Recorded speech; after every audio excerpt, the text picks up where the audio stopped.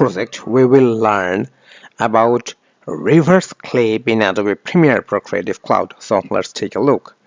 Here is a video clip of a glass with wine, and let me scale it with our frame size, and let me play this video clip.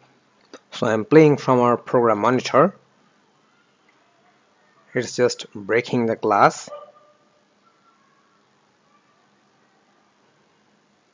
and now we will make a reverse clip for this breaking glass. So let's take a look.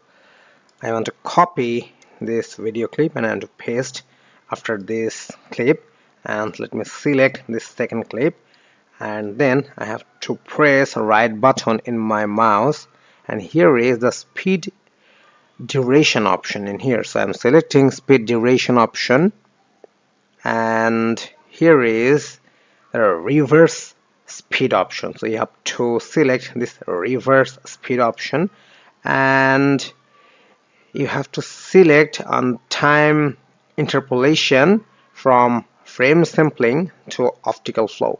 So I'm selecting optical flow and I'm selecting OK. So I am playing this video clip from my program monitor, and you can take a look. The glass is breaking in our first clip.